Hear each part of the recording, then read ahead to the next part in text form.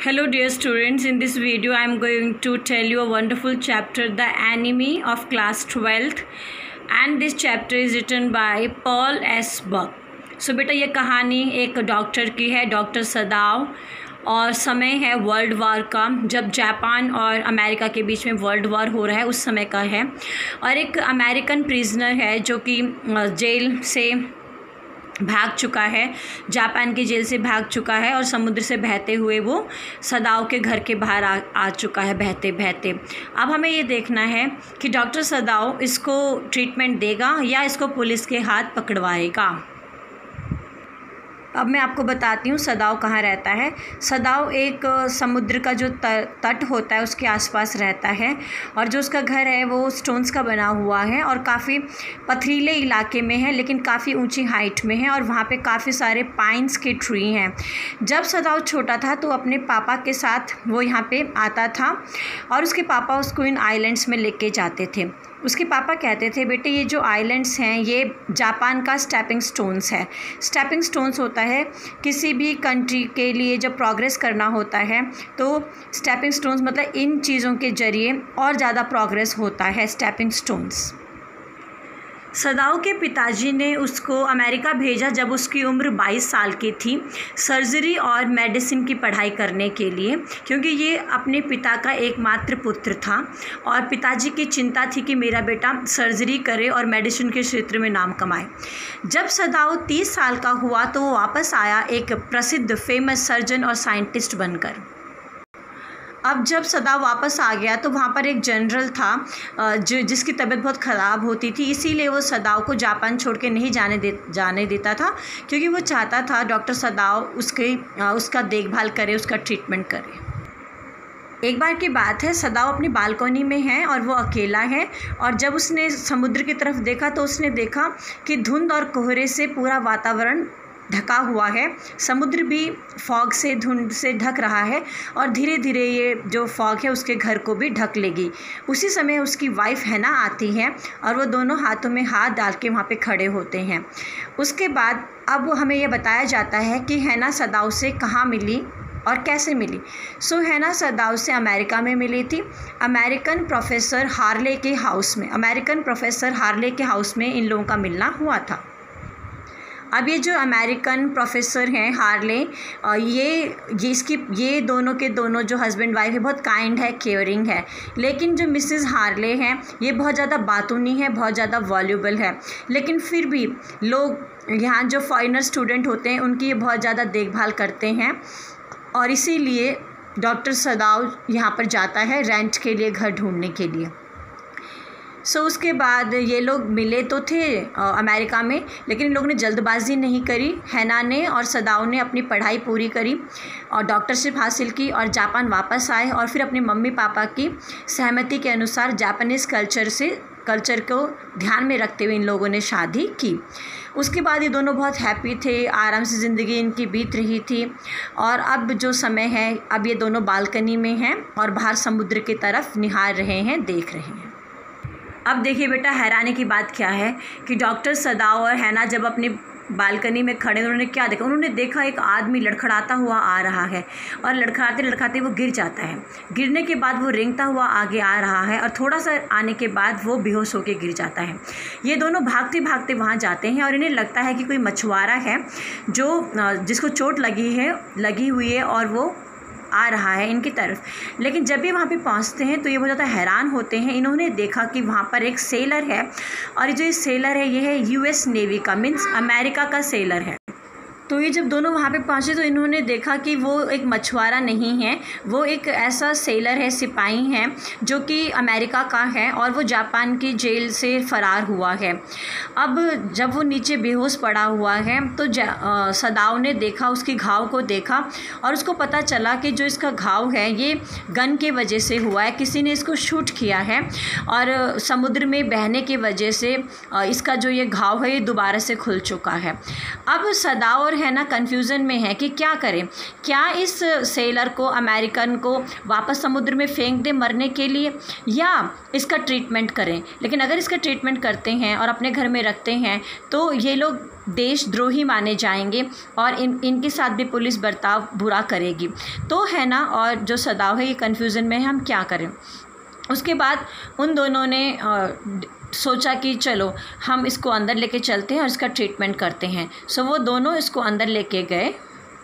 उसके बाद डॉक्टर सदाव और हैना उसको अंदर लेके गए। वो उस कमरे में लेके गए जहाँ पर डॉक्टर सदाव के पापा रहा करते थे, और वो जो कमरा था बिल्कुल जापानी सभ्यता संस्कृति के अनुसार उसका फर्नीचर था।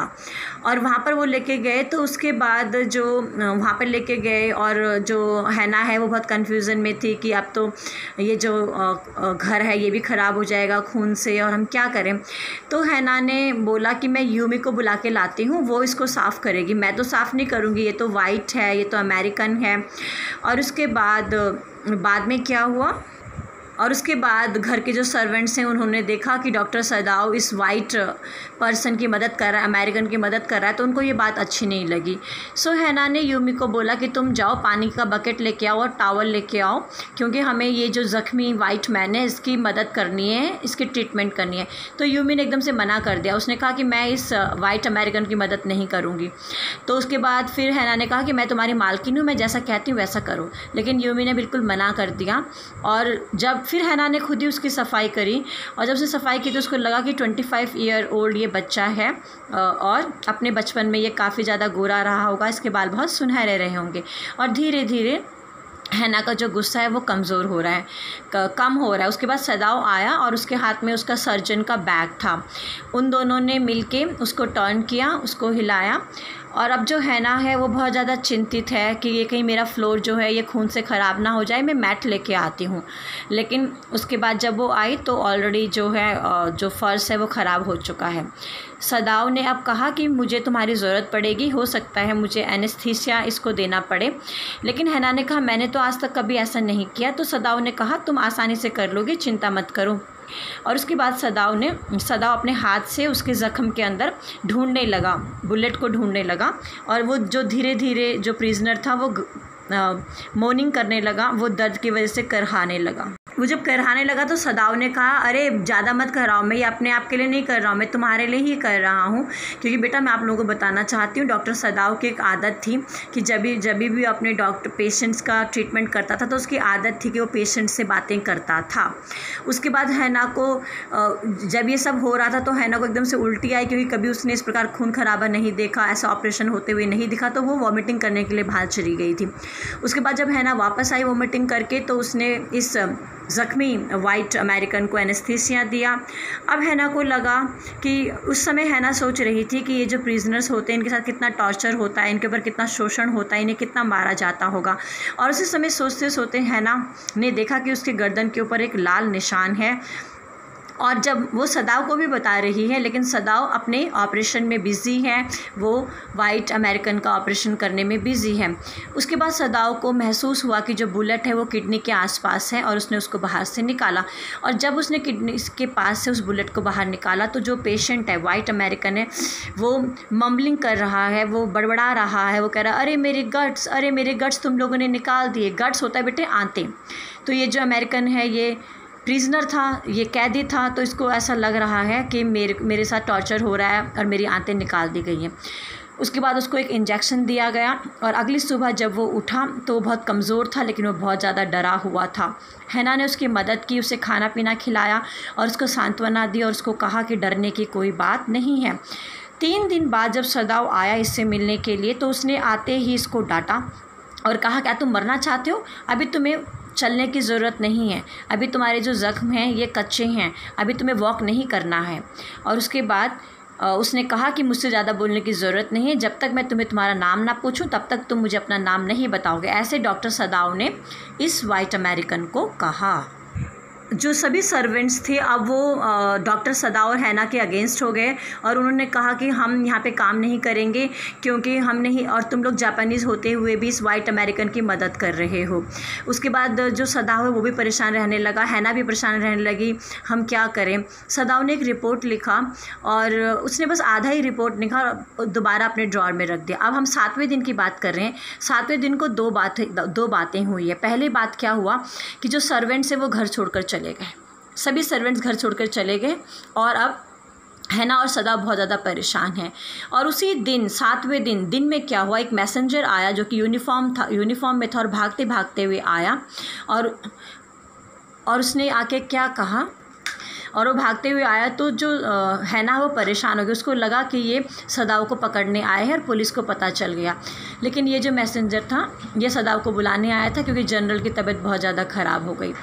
अब सदाव वहाँ से गया और उसने जाके जनरल का ट्रीटमेंट किया और जनरल चाहता था कि सदाव हमेशा उसके आसपास ही रहे क्योंकि कभी भी समस्या होगी तो सदाव उसकी मदद करेगा, इसलिए वो चाहता था कि सदाव कभी दूर ना जाए, जापान को छोड़ के ना जाए। और उसके बाद उसने सदाव को कहा कि ये बहुत बुरा हुआ कि वो वाइट अमेरिकन जो सिपाही है वो बह के तुम्हारे घर के आसपास आ चुका है, मैं तुम्हें इस समस्या से निकालूंगा और मैं उसको मारने के लिए अटैकर्स भेजूंगा, मर्डरर्स भेजूंगा। और